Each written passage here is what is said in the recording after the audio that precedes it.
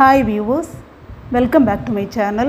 நாம் தொடர்ச்சியாக ஸ்போக்கன் இங்கிலீஷின் அடிப்படையான பார்ட்ஸ் ஆஃப் ஸ்பீச்சின் 5வது பார்ட்டான அட்வர்ப் பற்றி பார்த்துட்ருக்குறோம். அந்த வரிசையில் இதற்கு முந்தைய வீடியோவில் அட்வர்பின் வகைகள் சிலவற்றை பார்த்தோம். அந்த வீடியோ இங்கிலீஷ் அடிப்படையிலிருந்து படிக்கிறவங்களுக்கும் அட்வான்ஸ்ட் இங்கிலீஷ் படிக்கிறவங்களுக்கும் மேலும் இங்கிலீஷ் ரிலேட்டட் எக்ஸாம்ஸ் எழுதுகிறவங்களுக்கும் ரொம்ப யூஸ்ஃபுல்லாக இருக்கும். அந்த வீடியோ பார்க்காதவங்க டிஸ்கிரிப்ஷனில் அதோட லிங்க் கொடுத்துருக்குறேன், பாருங்கள்.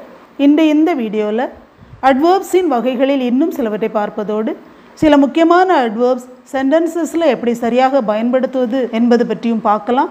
ஸோ வீடியோவை இறுதி வரை பாருங்கள். அப்போ தான் அட்வர்ப்ஸ் இங்கிலீஷில் சரியாக பயன்படுத்துவது எப்படி என்பது பற்றிய தெளிவான விளக்கம் கிடைக்கும். இதற்கு முந்தைய வீடியோவில் அட்வர்ப்ஸின் வகைகளில் adverbs of manner, adverbs of time, adverbs of place and adverbs of frequency பற்றி பார்த்தோம். இப்போ நம்ம பார்க்க போகிறது adverbs of degree. Adverbs of degree express the degree or extent of an action. It tells about the limit of an action. எந்த அளவிற்கு அப்படிங்கிற meaning வரும். அதாவது ஒரு செயல் எந்த அளவிற்கு நடைபெறுகிறது அல்லது எந்த அளவிற்கு நடைபெற்றது என்பதை குறிக்கும். So adverbs of degree answers the question how much, எவ்வளவு அப்படிங்கிற கேள்விக்கு பதிலளிக்கிற விதமாக இது அமையும்.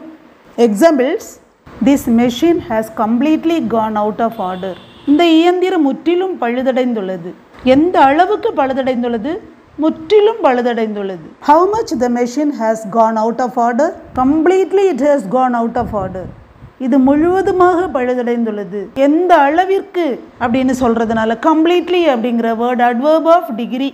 Sarah felt extremely sorry for her misbehavior. சாரா தனது தவறான நடத்தைக்காக மிகவும் வருந்தினாள். சாரா எந்த அளவுக்கு வருந்தினாள்? அவள் மிகவும் வருந்தினாள்.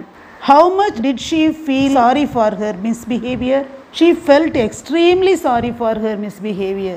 எந்த அளவுக்கு வருந்தினாள் என்று அந்த அளவை குறிப்பதால் extremely அப்படிங்கிற word adverb of degree. She is incredibly patient with her students.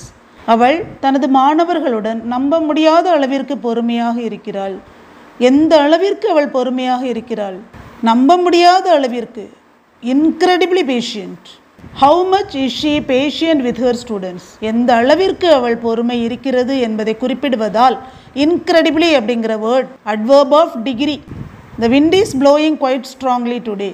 இன்று காற்று பலமாக வீசிக்கொண்டிருக்கிறது. காற்று எப்படி வீசிக்கொண்டிருக்கிறது? எந்த அளவிற்கு வீசிக்கொண்டிருக்கிறது? பலமாக வீசிக்கொண்டிருக்கிறது. How much is the wind blowing? It is blowing quite strongly. எந்த அளவுக்கு வீசிக்கொண்டிருக்கிறது அப்படின்னு சொல்றதுனால அந்த strongly அப்படிங்கிற word adverb of degree. The traffic was absolutely terrible yesterday evening. நேற்று மாலை போக்குவரத்து மிகவும் மோசமாக இருந்தது. எந்த அளவிற்கு டிராஃபிக் இருந்தது? மிகவும் மோசமாக இருந்தது அப்படின்னு சொல்லி அந்த டிராஃபிக் இருந்த அளவை குறிப்பிட்டு சொல்கிறதுனால அப்சல்யூட்லி அப்படிங்கிற வேர்ட் adverb of degree. இது போல் really, highly, almost, enough, partly, nearly, pretty, fully, etcetera போன்ற வேர்ட்ஸ் யூஸ் பண்ணி adverbs of degreeக்கு சென்டென்சஸ் எழுதலாம், பேசலாம். நெக்ஸ்ட் நம்ம பார்க்க போகிறது adverbs of reason. adverbs of reason help us understand the reasons. Reason அப்படின்னாலே காரணம். it answers why, ஏன் என்ற கேள்விக்கு பதிலளிக்கும் விதமாக இது அமையும். ஸோ thus, hence, because இந்த வேர்ட்ஸ் எல்லாமே adverbs of reasonக்கு யூஸ் பண்ணி சென்டென்சஸ் எழுதலாம், பேசலாம். Examples: she went to the store because she needed groceries. அவளுக்கு மளிகை பொருட்கள் தேவைப்பட்டதால் அவள் கடைக்கு சென்றாள். அவள் கடைக்கு சென்ற காரணம் என்ன? Why did she go to the store? அவள் ஏன் கடைக்கு சென்றாள்? ஏனெனில் அவளுக்கு மளிகை பொருட்கள் தேவைப்பட்டது.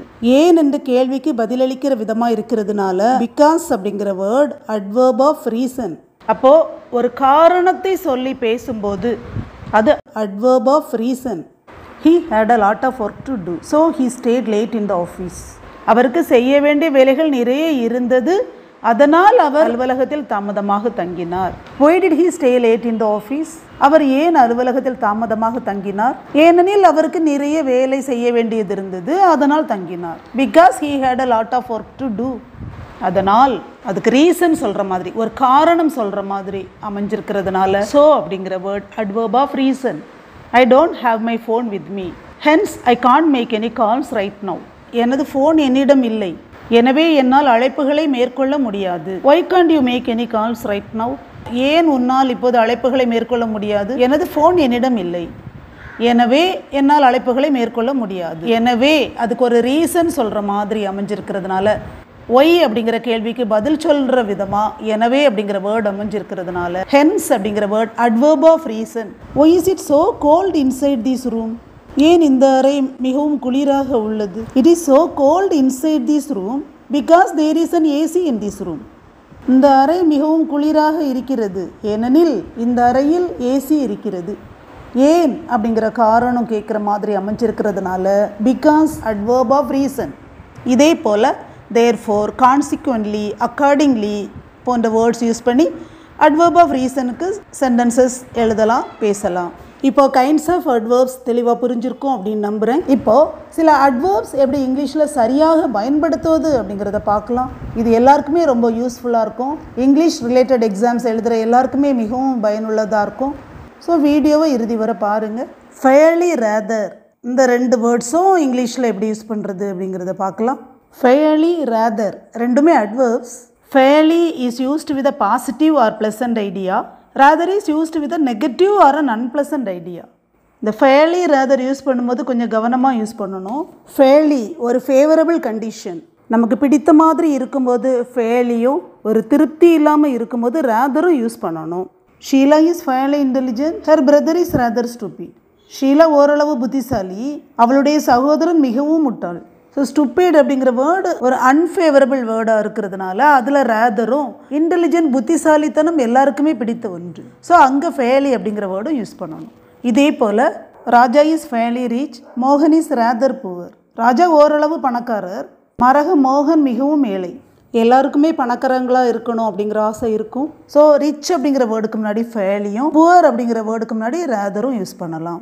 Coffee is fairly hot, coffee is rather hot. இந்த ரெண்டுக்கு என்ன difference? Coffee is fairly hot அப்படிங்கிறது எனக்கு பிடித்தமான சூட்டில் இந்த காஃபி இருக்கிறது, சரியான சூட்டில் இந்த காஃபி இருக்கிறது அப்படின்னு சொல்கிற மீனிங் வரும். காஃபி இஸ் ரேதர் ஹாட் அப்படிங்கிறது என்னால் குடிக்க முடியாத சூட்டில் இந்த காஃபி இருக்கிறது, சூடு கொஞ்சம் அதிகமாக இருக்கிறது அப்படிங்கிற மீனிங் இது வரும். She did fairly well in the interview. அவள் இன்டர்வியூவை நல்லபடியாக செய்தாள், திருப்தியாக செய்திருக்கிறா அப்படின்னு சொல்கிறதுக்காக இந்த ஃபேர்லி யூஸ் பண்ணலாம். அதாவது கொஞ்சம் பாசிட்டிவாக பேசுகிறதுக்கு ஃபேர்லி அப்படிங்கிற வேர்டும், நெகட்டிவாக பேசுகிறதுக்கு ரேதர் அப்படிங்கிற வேர்டும் யூஸ் பண்ணலாம். ஃபேர்லி அப்படிங்கிற word clever, wise, intelligent, rich அந்த மாதிரி வேர்ட்ஸுக்கு யூஸ் பண்ணலாம். ரேதர் அப்படிங்கிற வேர்ட் ஃபூலிஷ், அக்லி, புவர் இது போன்ற வேர்ட்ஸுக்கு யூஸ் பண்ணலாம். இதே போல் our prices are rather high, I am afraid we may not get many customers. நமது விலைகள் எல்லாம் கொஞ்சம் அதிகமாகத்தான் இருக்கின்றன, நிறைய வாடிக்கையாளர்கள் வருவார்களா என எனக்கு பயமாக இருக்கிறது. விருப்பத்திற்கு மாறாக விலை அதிகமாக இருக்கிறதுனால அங்கே ரேதர் சொல்கிறோம். இதே சென்டென்ஸை கொஞ்சம் மாற்றி our prices are fairly high, we will earn good profits. நாம் வைத்திருக்கும் விலைகள் ஓரளவு அதிகமாகத்தான் இருக்கின்றன, சீக்கிரமாக நல்ல லாபம் சம்பாதிப்போம். பாசிட்டிவான மீனிங் கொடுக்கறதுனால ஹை அப்படிங்கிற வேர்டுக்கு முன்னாடி ஃபேர்லி யூஸ் பண்ணியிருக்கிறோம். The child is fairly clever for his age. அவன் வயதிற்கு அந்த குழந்தை நல்ல புத்திசாலியாக இருக்கிறது. வயதுக்கு ஏற்ற புத்திசாலித்தனம் அவனிடத்தில் இருக்கிறது. ஸோ ஒரு திருப்தியாக இருக்கிறதுனால ஃபேர்லி அப்படிங்கிற வேர்டு யூஸ் பண்ணியிருக்கிறோம். I will allow you to come in though you are rather late for the class. நீ தாமதமாகவே வந்திருந்தாலும் நான் உன்னை வகுப்பிற்குள் வர அனுமதிக்கிறேன். ஸோ லேட் அப்படிங்கிறது ஒரு negative word. So rather use பண்ணியிருக்கிறோம். though she did not win any prize, she acted fairly well. அவள் பரிசு ஏதும் பெறவில்லை என்றாலும் ஓரளவு நன்றாகவே நடித்தாள். These shoes are rather tight for me. இந்த காலணிகள் எனக்கு மிகவும் இறுக்கமாக உள்ளன, டைட்டாக இருக்குது, என்னால் போட முடியல அப்படின்னு சொல்கிறதுனால ரேதர் அப்படிங்கிற வேர்டு யூஸ் பண்ணியிருக்கிறோம். She can write fairly fast but her handwriting is rather poor. அவளால் வேகமாக எழுத முடியும், ஆனால் அவள் கையெழுத்து நன்றாக இல்லை. This house is rather old, it was built about 40 years back but it is in fairly good condition. இந்த வீடு மிக பழமையானது, இது 40 வருடங்களுக்கு முன்னால் கட்டப்பட்டது, ஆனாலும் ஓரளவு நல்ல நிலையில் இருக்கிறது. ஸோ இந்த ரேதர் ஃபேர்லி அட்வர்ப்ஸ் ரெண்டும் டிஃப்ரெண்டான வழியில் யூஸ் பண்ணலாம். The judge made a fairly decision. அந்த நீதிபதி ஓரளவுக்கு சரியான முடிவெடுத்தார். ஸோ டிசிஷன் முன்னாடி ஃபேர்லி அப்படிங்கிற வேர்டு யூஸ் பண்ணியிருக்கிறோம். I would rather stay at home than go out tonight. இன்று இரவு நான் வெளியில் போவதை விட வீட்டிலேயே இருக்கலாம். நம்ம கம்பேர் பண்ணுறதுக்கும் அது யூஸ் பண்ணலாம் ஒரு டிகிரிக்கு. It is rather cold outside. வெளியில் மிக குளிராக இருக்கிறது. இப்போது ஃபேலி ராதர் 2 வேர்ட்ஸுக்கான டிஃப்ரென்ஸ் நல்ல தெளிவாக புரிஞ்சிருக்கோம் அப்படின்னு நம்புகிறேன். நெக்ஸ்ட் வீடியோவில் இன்னும் சில இம்பார்ட்டன்ட் அட்வர்ப்ஸ் எப்படி சரியாக பயன்படுத்துவது என்பது பற்றி பார்க்கலாம். அட்வர்ப்ஸ் ஸ்போக்கன் இங்கிலீஷ்க்கு ரொம்ப ரொம்ப முக்கியமானது. அது தவிர அட்வான்ஸ்ட் இங்கிலீஷ்க்கும் இது ரொம்ப யூஸ்ஃபுல்லாக இருக்கும். IELTS, SAT எக்ஸாம் எல்லாத்துக்குமே அட்வர்ப்ஸின் வகைகள் ரொம்ப ரொம்ப முக்கியம். இது தெளிவாக புரிஞ்சுதுன்னா அது சரியான பயன்படுத்தும் போது உங்களுடைய இங்கிலீஷ் ரொம்ப நல்லாயிருக்கும். இந்த வீடியோ உங்களுக்கு பிடிச்சிருந்ததுன்னா லைக், ஷேர், கமெண்ட் பண்ணுங்கள். மறக்காமல் சப்ஸ்கிரைப் பண்ணுங்கள். சப்ஸ்கிரைப் பண்ண பெல் பட்டனை ப்ரெஸ் பண்ணுங்கள். அப்போ தான் நான் வீடியோ அப்லோட் செய்யும் போதெல்லாம் உங்களுக்கு தவறாமல் நோட்டிஃபிகேஷன் வரும். தேங்க்யூ ஃபார் வாட்சிங்.